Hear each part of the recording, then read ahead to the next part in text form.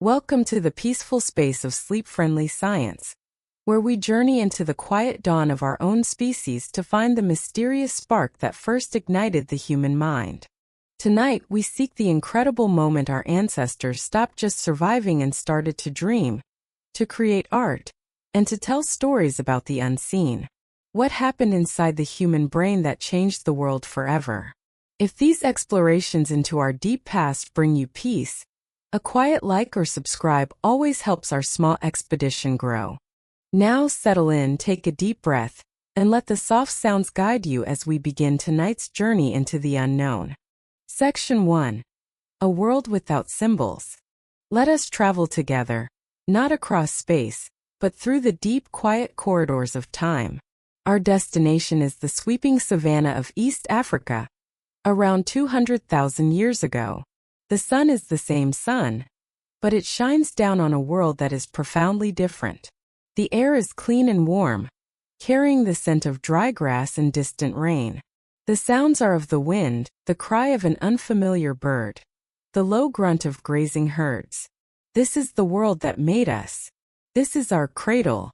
And there, in the shade of a broad acacia tree, you see them. A small family group. First glance, they are you. They are us. They stand fully upright, their bodies lean and graceful, perfectly adapted for walking long distances. If you could see their faces, you would recognize the high forehead, the small jaw, the familiar cast of a human countenance. If a biologist from our time were to find one of their skeletons, they would classify it without hesitation, Homo sapiens. Anatomically, they are modern humans. They are intelligent. Their minds are sharp, honed by a million years of survival. They know this landscape intimately. They know which roots are safe to eat, how to track a gazelle for days, where to find water in the dry season. They can read the subtle language of a bent blade of grass, the meaning of a sudden silence in the bush. Their minds are a brilliant, practical repository of the here and now. They are masters of what is. But as you watch them, a strange and profound stillness becomes apparent. It is not a stillness of body but a stillness of culture, a stillness of mind. Look at the tools they carry. They are beautifully made, teardrop-shaped hand axes, chipped from stone with skill and patience. It is a brilliant design, an all-purpose tool that has served their ancestors for 1,000,000 years. And that is the problem. It has not changed. The son makes the same tool his father made, who made the same tool his father made. Their technology is a song with only one note, played perfectly over and over, for 1,000 generations. There is no art. They do not carve small figures from bone or wood. They do not adorn their bodies with shells or paint. The walls of their rock shelters are bare, untouched by ochre or charcoal. The idea of creating an image of something that is not there, a picture of a bison, a symbol of a spirit, has not occurred to them. There is no evidence of elaborate belief. When one of them dies, they are perhaps left where they fall, or buried in a simple shallow pit, with no ceremony, no grave goods, no hint that they imagine a journey to another world. Their minds are focused on this life, this world, this present moment. Their world is small.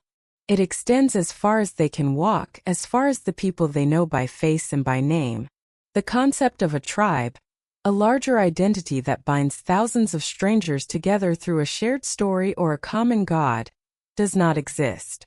You cannot have a tribe without a story, and you cannot have a story without a mind that can dream of things unseen. For over 100,000 years, this is the state of our species. Anatomically modern, behaviorally static. They are brilliant survivors, but they are not yet creators of worlds. Their minds are like a magnificent, unplayed instrument. All the keys are there. All the strings are tuned, but a mysterious silence hangs over it. The great symphony of human culture, imagination, and innovation has not yet begun. This is the great paradox of our origin. We were born in body long before we were born in mind. We existed in a long, slow dawn, physically us but mentally someone else. What were they missing? What was the crucial spark that had not yet been lit? What was the switch that had not yet been thrown, the one that would transform this brilliant practical ape into a dreamer, an artist, a philosopher, a world builder? This is the mystery we have come here to explore. We are waiting in this long, quiet stillness for the moment when the human mind awakens. Section 2: The Great Awakening. Let us remain with our ancient ancestors in that long, quiet dawn. But now we will let time itself begin to flow. 1,000 years pass like a cloud drifting across the sky. Then 10,000. Then 50,000. The sun rises and sets, the seasons turn, generations are born and die, and still the deep stillness holds. The hand axe remains the tool of choice. The cave walls remain bare. The mind remains a brilliant but closed loop, focused on the immediate, the tangible, the real. And then, somewhere around 70,000 years ago, a flicker. It starts small, almost imperceptibly, a whisper in the archaeological record. In a cave in South Africa, near the coast, someone picks up a piece of ochre, a soft red stone. But instead of grinding it into powder for body paint, they do something unprecedented. They scratch a pattern into its surface. A series of interlocking lines, a simple geometric design. A cross-hatching. It serves no practical purpose. It will not help them hunt. It will not keep them warm. It is the first known piece of abstract art. It is a thought made visible. In another nearby cave, someone collects seashells. But they do not eat the shellfish and discard the shells. They carefully, deliberately drill a tiny hole in each one so they can be strung together. A necklace. A bracelet. A decoration. Again, this is not about survival. This is about identity. It is about beauty. It is about saying, I am me, or we are us. It is a symbol worn on the body. The flicker begins to catch. Like a spark landing on dry tinder, the innovation spreads. We fast forward another 20,000 years, and now the evidence is undeniable. The long stillness has been shattered. Something has happened inside the human brain. It is not a change you could see in the shape of the skull. The hardware is the same, but new software has been installed. This is the Great Awakening, the cognitive revolution. Suddenly the toolkit explodes. The single-note song of the hand axe is replaced by a symphony of specialized instruments. We see finely crafted spear points, made not just of stone, but of bone and antler. We see the invention of the spear thrower or otlotl, a clever lever that allows a hunter to throw a spear with far greater force and accuracy. We see the first fishhooks, barbed and delicate. We see bone needles, so fine they must have been used to sew tailored clothing from animal hides, allowing humans to survive in colder climates. This is not just an improvement in craftsmanship. It reflects a new kind of mind. To make a bone needle, you must first be able to see it in your mind's eye. You must envision a tool that does not yet exist, and then work through a complex sequence of steps to bring it into reality. This is the mind of an engineer, a planner. And then the art. In the caves of Europe, Asia, and Africa, the inner world of these new humans bursts forth in a breathtaking display. In the flickering light of tallow lamps, they paint. They paint the great beasts that dominate their world. Bison, horses, mammoths, lions. These are not crude stick figures. They are rendered with a stunning naturalism, an artist's eye for form and movement. They use the natural contours of the cave wall to give the animals a three-dimensional life. Why did they do this? We will never know for sure. Were these hunting magic, meant to ensure a successful chase? Were they records of past hunts? Were they spiritual visions, encounters with the spirits of the animals? The reason almost doesn't matter. What matters is that for the first time, humans are creating a world of images alongside the real world. They are telling stories on stone, and they begin to think about death in a new way. We find elaborate burials. A person is laid to rest not in a simple pit, but curled on their side, sprinkled with red ochre powder, and surrounded by offerings, the finest flint tools, a necklace of fox teeth, the tusks of a mammoth. This is no longer just the disposal of a body. This is a ritual. It speaks of a belief in something more. A soul. An afterlife. A journey that continues after breath has ceased. It is the product of a mind that can imagine a future beyond its own ending. This was the leap. In the space of just a few tens of thousands of years, a blink of an eye, in evolutionary terms, our species was transformed from a clever ape into something entirely new. A symbolic species. A myth-making species. A storyteller. This new mind could now think about the past and plan for the distant future. It could conceive of things it had never seen, things that did not even exist, like gods, spirits, tribes, and laws. It could create a shared reality of stories and beliefs, a cultural web that could bind thousands of individuals together. This was the turning point. This was the moment we became fully human, not just in body but in spirit. The quiet dawn was over, and the explosive, creative, and often chaotic story of humanity was about to begin. The central question of our journey tonight is, what caused this? What was the spark that lit this incredible fire in the human mind? Section 3. The power of a story. What could have been the trigger for such a profound and sudden transformation? How did the human mind, after more than 100,000 years of quiet stability, suddenly learn to dream? One of the most powerful and compelling theories suggests that the key was not a new tool or a bigger brain, but a new kind of magic. The magic of language. Of course, our ancestors from 200,000 years ago had some form of language. They were social creatures, and they would have needed to communicate. They could likely warn each other of danger, lion, point out opportunities, water here, and express basic social information. It was a language of the here and now, a practical tool for coordinating the activities of a small group. But the language that emerged during the cognitive revolution was something entirely different. It was not just an upgrade, it was a complete reinvention. This new language had a crucial feature that the old one lacked: a recursive grammar. This is the ability to embed one idea inside another, to combine a limited number of sounds and words to create a virtually infinite number of new sentences. It is the difference between saying "the man hunts the lion" and being able to say, "The man who lives by the river told me that he thinks the lion will come to the waterhole at sunset." This new, flexible grammatical language did not just allow humans to communicate more information about the real world. It did something far more profound. It allowed them to talk about things that were not real. It gave them the power to create a world of fiction. With this new linguistic toolkit, you can gossip. You can talk about what other people are doing, thinking, and feeling, even when they are not present. This seems trivial, but it is the very foundation of large-scale social cooperation. It allows you to know who to trust, who to avoid, who is a reliable partner, and who is a cheat.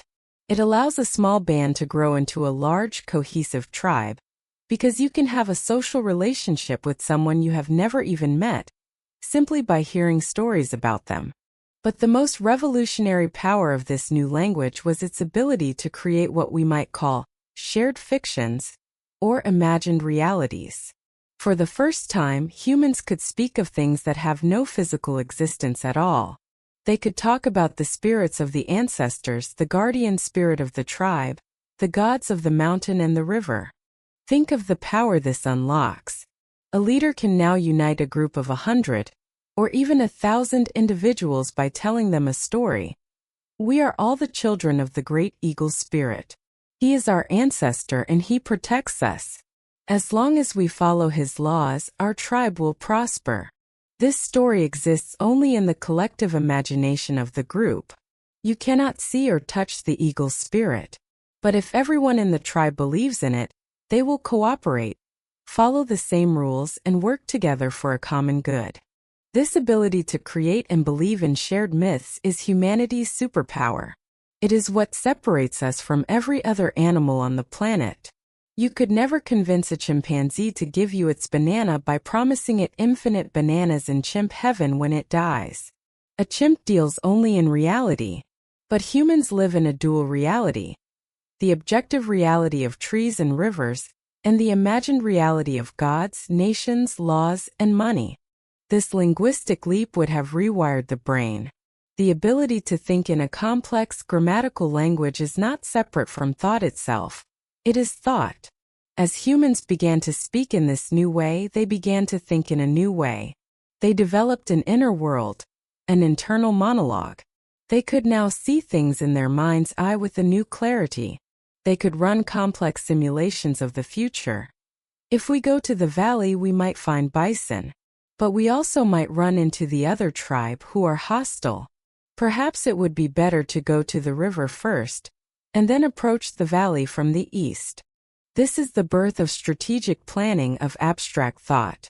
And it is a short step from imagining a future hunt to imagining a spirit world. It is a short step from telling a story about a neighbor to telling a story about the creation of the world. Art, religion, and complex technology all flow from this single source. You cannot paint a half-human, half-lion figure on a cave wall unless your mind can first conceive of a creature that does not exist. You cannot bury your dead with offerings for an afterlife unless your language has allowed you to create the very concept of an afterlife. You cannot build a complex tool without first building it in the structured sequential world of your own mind, a world made possible by a structured sequential language. According to this theory, the Great Awakening was not a slow, gradual process. It was a sudden, dramatic event, triggered by a chance mutation that rewired the brain's language centers. Once one person had this new ability, it would have conferred such a massive advantage in social cooperation and planning that it would have spread like wildfire through the population. The world was remade not by a new hand but by a new tongue. Section 4: The Spark in the Genes. The idea that a revolution in language triggered the Great Awakening is powerful, but it leads to a deeper, more fundamental question. What caused the revolution in language? A change that profound and sudden suggests something more than just a cultural shift.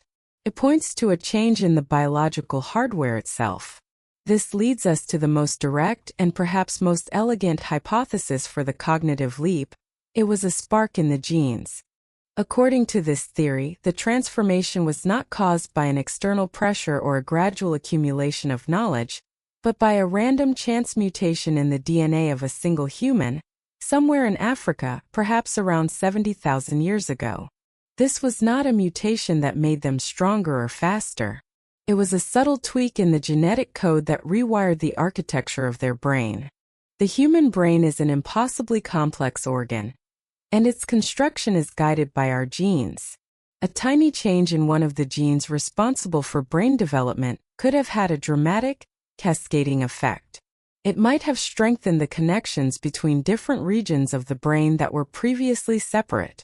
Perhaps it linked the area responsible for tool-making with the area responsible for language.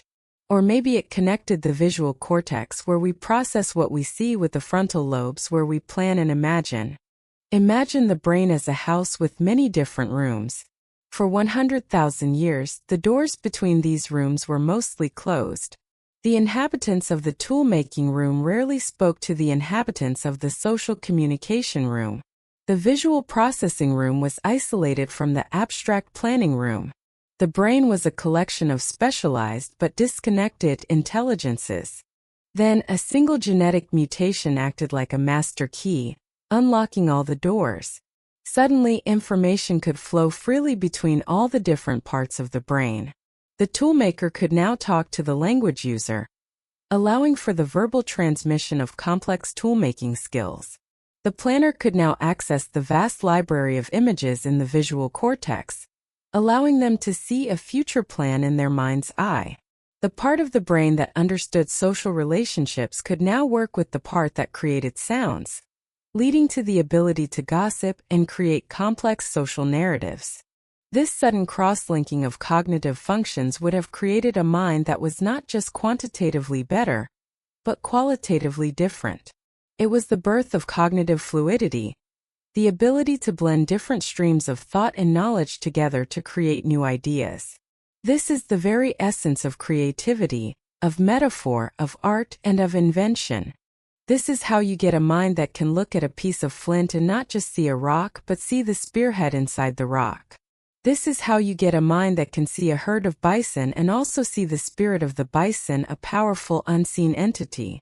This is how you get a mind that can look at the stars and not just see points of light, but see the figures of heroes and gods woven into a celestial story.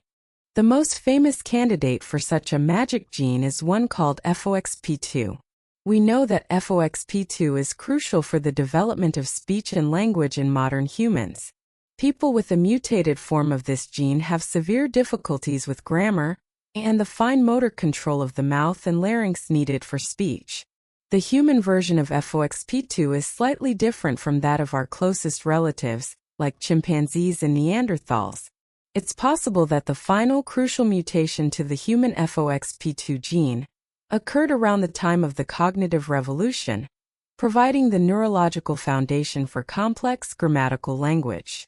Of course, it is unlikely to have been just one gene. The reality is probably far more complex, involving a small suite of interconnected genetic changes. But the principle remains the same. The leap was triggered by a biological event inside the brain, a lucky roll of the genetic dice. This theory explains the stunning speed of the transition. A beneficial genetic mutation can sweep through a population with remarkable quickness, especially in a small, isolated group. An individual born with this creative brain, and the complex language it enabled, would have been a revolutionary. Their ability to plan, to persuade, to innovate, and to organize would have been so superior that they and their descendants would have thrived and multiplied. The old way of thinking, the static, literal mind of their ancestors, would have been rapidly driven to extinction. In this view, we are all the children of a single fortunate accident. A random cosmic ray, a copying error in a strand of DNA, and the world was changed forever. It is a humbling thought that all of human history, all our art, our science, our poetry, our dreams, all of it can be traced back to a tiny chemical spark in the mind of one anonymous ancestor, walking the plains of Africa under a silent, unblinking sky. Section 5. A recipe of many sparks. The idea of a single genetic spark, a big bang in the brain, is beautifully simple and dramatic. But what if the truth is less like a lightning strike and more like a slow rising tide? What if the cognitive leap was not a single event, but the culmination of many different factors, a gradual process that finally reached a tipping point?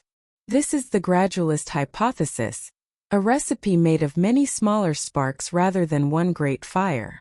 From this perspective, the anatomically modern humans of 200,000 years ago already had the full genetic potential for creativity and symbolic thought. The hardware was fully installed. The instrument was ready to be played. But for 100,000 years the conditions were not right. The orchestra was waiting for the right conductor, the right hall, and the right audience. One of the most important ingredients in this recipe may have been population density. For much of our early history, human populations were incredibly small and fragmented. Small bands of hunter-gatherers roamed vast territories, and they may have encountered other groups only rarely. Imagine a brilliant innovator in one of these tiny, isolated groups. Perhaps she invents a new, more efficient way to have to spearhead, or discovers how to weave cordage from plant fibers. This is a brilliant idea, a spark of creativity. But her group is small, perhaps only 20 or 30 people. A sudden flood, a bad hunting season, or a new disease could wipe out the entire group, and the brilliant innovation would be lost forever. Even if the group survives, the idea might die with its inventor before it has a chance to be passed on and refined. In a world of small, scattered populations, culture is fragile. Knowledge is easily lost. The flame of innovation is constantly being snuffed out before it can grow into a fire. Now imagine a different scenario. Due to a favorable climate change or a new, reliable food source, the population begins to grow. The small bands become larger tribes. Different groups interact more frequently, trading goods, stories, and partners. The network of connected minds grows. In this world, a new idea has a much better chance of survival. the inventor can teach her skill to more people.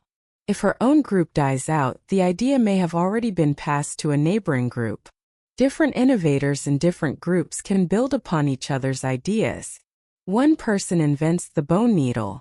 Another, in a different tribe, uses that needle to create tailored waterproof clothing. A third group uses that new clothing to move into a colder, previously uninhabitable territory. This is the birth of cumulative culture. Innovation is no longer a random flickering candle. It is a self-sustaining fire, passed from mind to mind, from generation to generation. It begins to grow, to accelerate. According to this theory, the awakening we see in the archaeological record around 70,000 years ago was not a change in the brain, but a change in demographics. It was the moment when the human population in Africa reached a critical mass, a tipping point where the network of minds was large enough and dense enough to sustain and build upon cultural innovations. The revolution was simply the moment when the rate of innovation began to outpace the rate of loss. Environmental pressure could have been another key ingredient. The climate of the last ice age was not stable. It was a time of wild, chaotic swings between cold and warm, dry and wet. The familiar landscape could change dramatically within a single lifetime. This would have placed a huge premium on the ability to innovate and adapt. The old static toolkits and strategies would no longer have been sufficient. Groups that could think creatively, plan for an uncertain future, and share complex information would have been the ones to survive. The challenging environment acted as a filter, weeding out the old, rigid ways of thinking and selecting for cognitive flexibility. In this view, the cognitive leap was not a sudden miracle, but a slow-cooked recipe. You take the fully modern human brain, which had been evolving for millennia. You add the pressure of a volatile and challenging climate. You slowly increase the population until it reaches a critical density. You let it simmer for a few thousand years. The result is the explosive cultural and technological takeoff we see in the record. It wasn't one spark. It was the friction of many minds and many challenges, finally generating enough heat to ignite the fire of human culture. Section 6. The Gift of the Hearth. As we sift through the ingredients that might have cooked up the cognitive revolution, we must not forget the most fundamental element of all, energy. The human brain is a phenomenally greedy organ. It makes up only about 2% of our body weight, but it consumes a staggering 20% of our daily energy intake. For a new, more powerful way of thinking to evolve, it must be paid for in calories. So, where did our ancestors get the extra energy to fuel this great awakening? One of the most compelling answers can be found in the soft, flickering light of a campfire. The mastery of fire was not a new invention of the cognitive revolution. Our ancestors, like Homo erectus, had been using fire for hundreds of thousands of years before Homo sapiens even appeared. But there may have been a crucial shift in how fire was used. It evolved from an occasional opportunistic tula flame snatched from a lightning stricito, a reliable, controlled, and central part of daily life. The hearth, the domestic campfire, became the heart of the human world.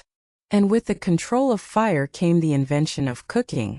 Cooking is, without exaggeration, a form of external digestion. It does a huge amount of the body's work before the food even passes our lips. Raw food is tough. Its nutrients are locked away in fibrous plant cells or tough animal muscle. An animal that eats raw food must expend a huge amount of time and energy chewing and digesting.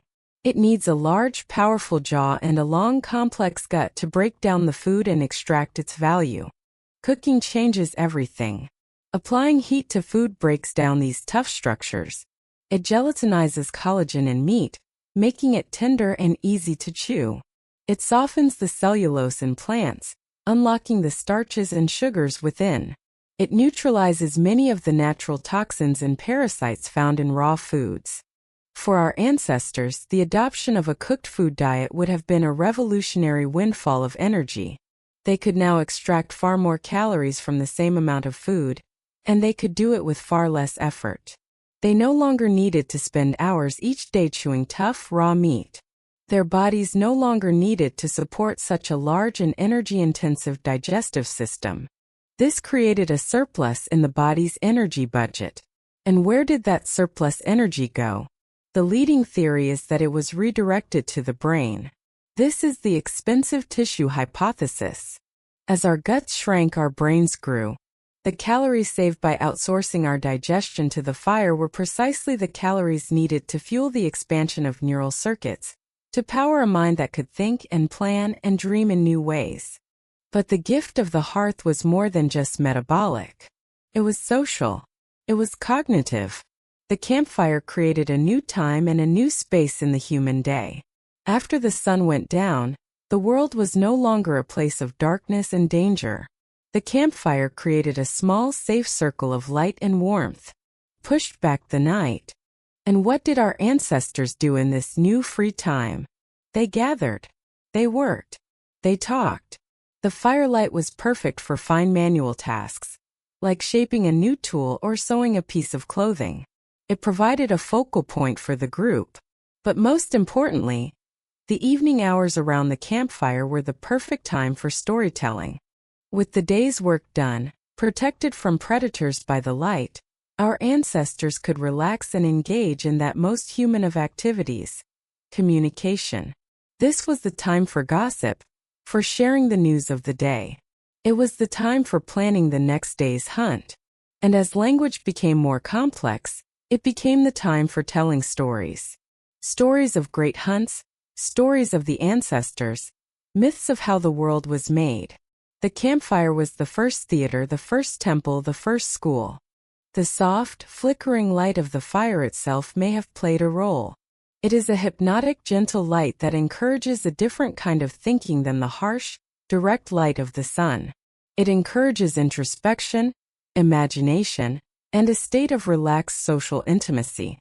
The darkness beyond the fire circle became a screen onto which the imagination could project its images, a canvas for ghosts and spirits and things unseen. So the humble campfire becomes a powerful engine of our evolution. It physically fed the brain with more efficient food, and it cognitively nurtured it by creating a safe, social space for the development of language, culture, and imagination. It pushed back the literal darkness of the night, and in doing so, it allowed our ancestors to kindle the first light of consciousness in their own minds. The Great Awakening may have been sparked not in the bright light of the savannah, but in the gentle communal glow of the evening fire. Section 7: Ghosts on the Cave Wall. Let us now leave the open savannah and the communal campfire and venture into the deep, silent darkness of the earth itself. We follow our ancestors as they carry their flickering lamps, their torches of animal fat, and descend into the narrow, winding passages of a limestone cave. The air grows cool and still, and the only sound is the soft padding of their feet on the dusty floor and the faint hiss of the flame. They are entering a different kind of space, a sacred space, a world within the world. And it is here, on these ancient silent walls, that the newly awakened human mind chose to leave its most breathtaking and enigmatic testament. For tens of thousands of years, these caves were a blank canvas. And then, starting around 40,000 years ago, they became the first art galleries. This is the realm of Paleolithic cave art, the first great flowering of the human imagination. As the torchlight dances across the uneven surface of the rock, the images leap out of the darkness. A herd of horses, their heads held high, their manes bristling, seemed to gallop across the ceiling. A great bull, its horns massive and its body powerfully muscled, stands in silent majesty. A line of deer, delicate and graceful, seem to be swimming through the rock itself, their heads and necks held above a natural ledge that suggests the surface of water. These are not the clumsy doodles of a primitive mind. They are works of astonishing skill and sensitivity. The artists used charcoal for blacks, and ground up minerals like ochre and manganese for a rich palette of reds, yellows, and browns. They used different techniques, painting with their fingers, with brushes made of animal hair, or spraying the pigment through a hollow bone to create a soft, airbrushed effect. They were masters of perspective and form. They brilliantly used the natural bumps and curves of the cave wall to give their creations a sense of three-dimensional volume and life.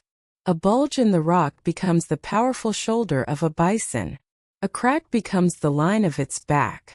These were not just pictures. They were sculptures painted into life by the flickering firelight, which would have made them seem to move, to breathe in the deep, resonant silence of the cave. What did it all mean? Why did they descend into these deep, dangerous, and inaccessible places to create these masterpieces? This is one of the greatest mysteries in all of human history, and we can only guess at the answers.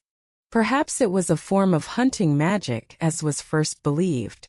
By capturing the image of the animal, the artist was attempting to capture its spirit, to ensure success in the hunt, which was the central drama of their lives. The fact that many of the animals are shown pierced by spears or arrows lends weight to this idea. Or perhaps the caves were sanctuaries, the first cathedrals. Perhaps these paintings were the focal point of religious ceremonies, rituals led by a shaman, a spiritual specialist who would enter the cave to communicate with the spirit world. The caves themselves are often acoustically resonant, and the images are found in the deepest, most remote chambers. One can imagine a ritual filled with chanting, drumming, and dancing in the torchlight, the animal spirits on the walls seeming to come alive, a bridge between the human world and the world of the gods. Some of the images are truly strange and point to a deeper, more symbolic meaning. We find abstract symbols, grids and dots and lines, whose meaning is lost to us forever. And we find bizarre hybrid creatures. In one famous example, we see a figure with the body of a man, the head of a lion, and the feet of a bird. This is not an animal they hunted. This is a creature born of pure imagination. It is a myth, a god, a demon, a story given form. It is definitive proof of a mind that has leaped beyond the boundaries of the real world. And then there are the hands.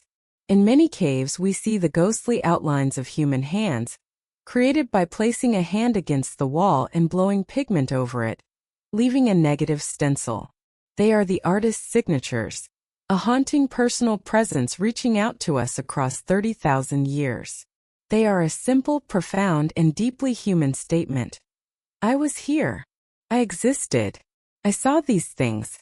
And I dreamed. Whatever their specific purpose, these paintings tell us one thing for certain. The human mind had fundamentally changed. It was no longer just a tool for survival. It had become a tool for creating meaning. Our ancestors were now grappling with the great questions that still haunt us today. What is our place in the universe? What is the relationship between the human world and the natural world? What happens after we die? The ghosts on the cave wall are the first evidence of humanity's long, and often difficult, search for answers. They are the first expressions of our restless, questioning, and art-making soul. Section 8. The Mind's New Toolkit. The spectacular art of the caves is the most famous evidence of the cognitive leap, but the revolution was not confined to the world of symbols and spirits. It expressed itself just as powerfully in the practical, everyday world of tools and technology.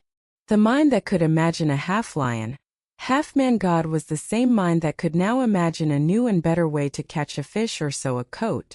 The archaeological record after 70,000 years ago is not just a story of new art, but of a new and explosive ingenuity. Let us return to the hand axe, that simple, effective, but monotonous tool of our earlier ancestors. For a million years it was the Swiss Army knife of the Paleolithic world. But after the Great Awakening, it was suddenly rendered obsolete, replaced by a dazzling array of specialized, sophisticated instruments. This was not a simple improvement. It was a fundamental reinvention of the relationship between humans and the material world. The key innovation was the blade core technique. Instead of just chipping a single tool from a single rock, these new humans learned to first prepare a core of high-quality flint. Then, with a series of precise, skillful strikes, they could detach long, thin, sharp blades from this core. It was a manufacturing process, a kind of primitive assembly line. From a single core, they could produce dozens of standardized razor-sharp blades. These blades were not the final tools. They were blanks, versatile components that could be further modified, or retouched, into a huge variety of specialized instruments. It was a modular system, and it unleashed a technological explosion. Some blades were shaped into razor-sharp knives for butchering meat. Others were fashioned into burins, strong, chisel-like tools used for carving bone, antler, and ivory. With these burins, they could now work with entirely new materials that were much more difficult to shape than wood or stone, but which could hold a much finer point or a more durable edge. And what did they make with these new materials? They created things of incredible elegance and utility. They carved barbed harpoons from deer antler, which would have dramatically improved their ability to hunt large fish and marine mammals. They fashioned spear throwers or atlatls from bone and ivory, often carving them with beautiful images of animals. This clever device acted as a lever, extending the length of the throwing arm, and allowing a hunter to launch a spear with a velocity and force that was previously impossible. It was a revolution in projectile technology. Perhaps most tellingly, they made needles. Tiny, delicate needles carved from bone, complete with the tiny drill die for thread. You do not invent a needle unless you are doing sophisticated sewing. This is the first definitive evidence of tailored clothing. No longer were our ancestors simply draping themselves in untanned animal hides. They were now cutting and stitching those hides to create form-fitting shirts, trousers, parkas, and boots. This was not just about fashion, it was a critical survival technology. With warm, waterproof, layered clothing, humans were no longer confined to the temperate climates of Africa. The invention of the needle was the key that unlocked the frozen wastes of Ice Age Europe and Siberia. This new toolkit reveals a new kind of thinking. It shows a mind that can plan in multiple, complex stages. First, find the right stone. Second, prepare the core. Third, detach the blades.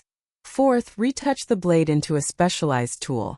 Fifth, use that tool to create a final product like a harpoon or a coat. This is a mind that understands complex cause and effect, and can hold a long sequence of actions in its memory.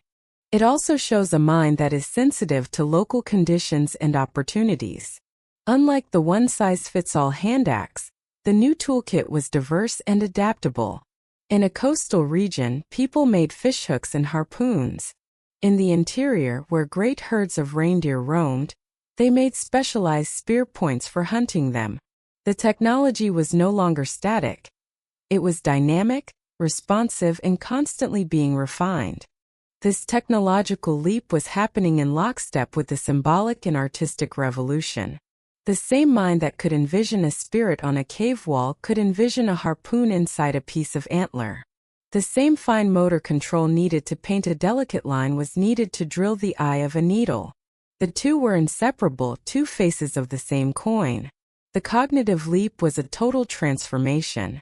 It gave us not just the soul of an artist, but the mind of an engineer. It gave us the power not just to see the world, but to take it apart and remake it to suit our own needs and dreams. Section 9. A World Reimagined. With this powerful new cognitive toolkit, a mind capable of symbolic thought, a language capable of telling stories, and a technology capable of adapting to any challenge, our species was no longer just another clever animal. We had become something new, something the planet had never seen before. A world shaper. The final and most dramatic consequence of the cognitive leap was that it allowed Homo sapiens to break out of its African homeland and spread across the entire globe, fundamentally changing every ecosystem it touched. For over 100,000 years, our species had been largely confined to the warm, familiar landscapes of Africa. There had been earlier, tentative migrations into the Middle East, but they seemed to have failed, pushed back by harsher climates or perhaps by the resident Neanderthals. But around 60,000 years ago, armed with their new mental and technological prowess, our ancestors began a second great wave of migration. And this time nothing could stop them. This was not a planned conquest, not an army on the march. It was a slow generational creep, a diffusion of small bands moving into new territories at a rate of perhaps just a few miles per year. But their new abilities gave them an unprecedented edge. Their tailored clothing, made possible by the bone needle, allowed them to survive the cold winters of Europe and Asia. Their sophisticated hunting weapons, like the spear thrower, made them formidable predators, capable of taking down the largest Ice Age beasts, like mammoths and woolly rhinos. But their greatest weapon was their new mind, the ability to cooperate flexibly in large numbers. A skill built on the foundation of shared myths and stories, was a game-changer. Imagine a band of these new, cognitively modern humans encountering a group of Neanderthals in a European valley. The Neanderthals were strong, intelligent, and superbly adapted to the cold. Individually, they may have been more than a match for a Homo sapiens. But a Neanderthal group was likely limited to a small family-based band of a few dozen individuals. Their ability to cooperate was based on intimate, personal knowledge. The Homo sapiens group, on the other hand, could be part of a much larger tribal network of hundreds, all bound together by a shared language and a belief in a common ancestral spirit. They could share information about the landscape over vast distances. They could call on allies for help. They could plan and coordinate complex, multi-group actions.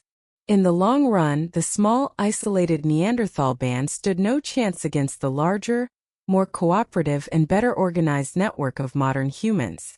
Within a few thousand years of our arrival in Europe, the Neanderthals were gone, either wiped out or absorbed into our own expanding population. This story was repeated across the globe. Our ancestors spread with astonishing speed. By 45,000 years ago, they had reached Australia.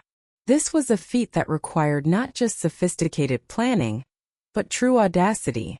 To get to Australia, they would have had to cross a series of open water channels, some perhaps 60 miles wide. This means they must have built seaworthy watercraft. They were not just walkers, they were the world's first mariners, venturing out onto the open ocean, guided only by the stars and the stories they told each other. By 15,000 years ago, they had crossed the Bering Land Bridge from Siberia into the Americas, and within just a couple of thousand years, they had spread all the way to the southern tip of South America, adapting to every conceivable environment along the way, from Arctic tundra to Amazonian rainforest. For the first time in 4 billion years of life on Earth, a single species had conquered the entire planet. But this global expansion came at a terrible cost to the world's other inhabitants. As modern humans arrived in new lands, a wave of extinction followed. The great megafauna, giant kangaroos of Australia, the mammoths and giant sloths of the Americas, the woolly rhinos of Europe vanished. Were we responsible? The debate continues, but the timing is highly suspicious. It seems our new cognitive and technological prowess made us the most efficient and deadly invasive species the world has ever known. The world itself was being reimagined through the lens of the human mind. Our ancestors were not just adapting to the landscape, they were changing it. They used fire to clear forests and encouraged the growth of useful plants. They selectively hunted certain species over others, altering the balance of ecosystems. And they began to fill the world with their own stories. They gave names to the mountains, the rivers, the stars. They populated the unseen world with spirits, gods, and monsters. The physical landscape became a cultural landscape, a world saturated with human meaning. The cognitive leap did not just give us art and tools. It gave us the world. It transformed us from one of an ensemble cast of African hominins into the lonely, dominant protagonist of the planetary story. This incredible, unprecedented power, born from a change in the way we think, set us on the path that would eventually lead to agriculture, to cities, to science, and to the complex, globalized, and deeply troubled world we inhabit today. Section 10. The Echo in Our Skulls. Our long journey is coming to an end. We have traveled from the quiet dawn of our species, through the explosive awakening of the mind, and across a world that was being remade by human imagination. Now let us return from the deep past and come back to ourselves, here in the quiet of this present moment. The story of the cognitive leap is not just a story about our distant ancestors. It is the story of us. The echo of that ancient awakening resonates within our own skulls every single day. Every time you get lost in a novel, every time a piece of music sends a shiver down your spine, every time you follow the intricate plot of a film, you are using the very same cognitive machinery that first flickered to life in an African cave 70,000 years ago. The ability to lose yourself in a fictional world, to feel empathy for characters who do not exist, is a direct legacy of the mind that could first imagine a spirit in an animal or a story in the stars. Our vast entertainment industry, our libraries, our theaters all are built upon this ancient human capacity for shared imagination. Every time you plan for the future, whether you are saving for retirement, making a to-do list for tomorrow, or simply deciding what to have for dinner, you are engaging in the kind of abstract sequential thought that was born with that new flexible language. The ability to run a simulation of a future event in your mind, to weigh different outcomes, and to make a strategic choice, is the same skill that allowed our ancestors to plan a complex hunt or a dangerous sea voyage. Every time you feel a sense of belonging to something larger than yourself, your nation, your religion, your favorite sports team, you are participating in the kind of imagined reality that first allowed our ancestors to form large, cooperative tribes. These large-scale communities are not held together by personal bonds, but by a shared belief in a common story, a common symbol. The very fabric of our societies is woven from the threads of this ancient myth-making mind. Even our inner world, our private consciousness, is a product of this leap. The internal monologue that runs in your head, the voice you use to reason with yourself, to worry, to daydream, this is the echo of the first grammatical language. The ability to reflect on your own thoughts, to be aware that you are aware, may be the ultimate gift of this cognitive rewiring. We are not just actors on the stage. We are uniquely members of the audience as well, capable of watching and interpreting our own performance. The world we have built is a testament to the power and the peril of this awakened mind. Our science, our ability to understand the universe, from the quantum realm to the farthest galaxies, comes from the same source as our ability to create gods and spirits. It is the ability to imagine what is unseen, to create abstract models of reality, and to tell coherent stories about how the world works. But this gift is also a burden. The same mind that can imagine a better future is also the mind that can be haunted by anxiety and regret. The same ability to form large, cooperative us groups is also the source of our tragic tendency to create hostile them groups, leading to conflict and war. The same technological ingenuity that allowed us to survive the Ice Age is now powerful enough to change the climate of the entire planet.